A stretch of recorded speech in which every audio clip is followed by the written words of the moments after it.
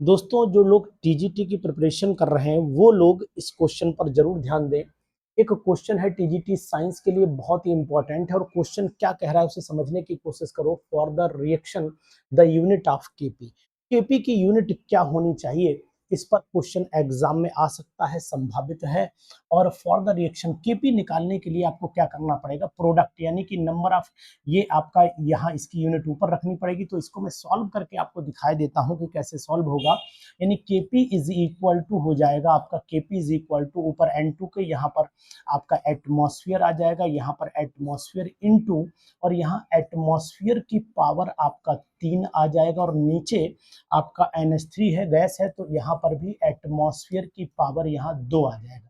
तो एक ये कट जाएगा, एक इसका कट जाएगा, यानी कि एटमॉस्फेयर की पावर यहाँ पर 2 बचेगा। यानी कि अगर मैं इसके आंसर की बात करता हूं तो इसका आंसर यहाँ पर आपका ये वाला डी ऑप्शन यहाँ पर सही होगा। बहुत ही सुपर क्वेश्चन है, बहुत ही इंपॉर्टेंट क्वेश्चन है दोस्तों। अगर आप इस क्वेश्चन को कर लेते हैं तो मान करके चलिए कि आपको बहुत बेनिफिट होने वाला है। दूसरा क्वेश्चन है which act as a both Bronsted acid और बेस, जो इलेक्ट्रॉन दे, जो H पॉजिटिव दे भी सकता हो, जो H पॉजिटिव ले भी सकता हो, तो ये H पॉजिटिव दे भी सकता है और ये H पॉजिटिव ले भी सकता है। इसका मतलब ये ब्रॉन्स्टेड एसिड और बेस दोनों की तरह कार्य करेगा। तो साथियों, ये क्वेश्चंस जरूर लगा लीजिए, जो एग्जाम में बहुत बेनिफिशियल होंगे और आपके लिए बहुत इंपॉर्टेंट होंगे। तो मैं सभी को सलाह दूंगा कि जरूर लगाइए इस तरीके के क्वेश्चंस, क्योंकि ये क्वेश्चन एग्जाम ओरिएंटेड है। तो टीजीटी के लिए सुपर इंपॉर्टेंट क्वेश्चन की सीरीज है और मैं जानना चाहता हूं, एक जवाब आपको देना है और बहुत ही सुपर क्वेश्चन है, जवाब मैं इंतजार करूंगा कमेंट बॉक्स में।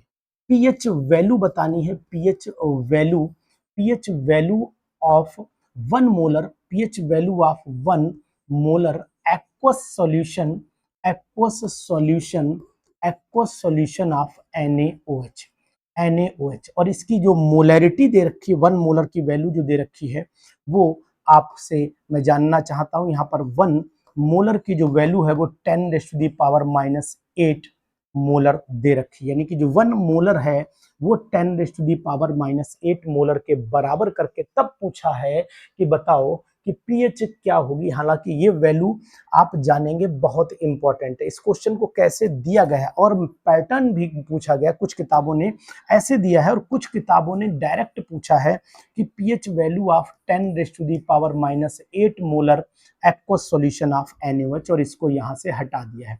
तो मैं जानना चाहता हूं, HCl नहीं, ये NaOH है। इसका जवाब हम कमेंट बॉक्स में आपसे चाहते हैं। तो ऐसे ही सुपर क्वेश्चन के लिए हमसे जुड़े रहिए एरोमा केमिस्ट्री क्लासेस के इस प्लेटफॉर्म से। तो क्वेश्चन का जवाब कमेंट बॉक्स में जरूर दीजिएगा कि इसकी पीएच वैल्यू क्या। Thank you.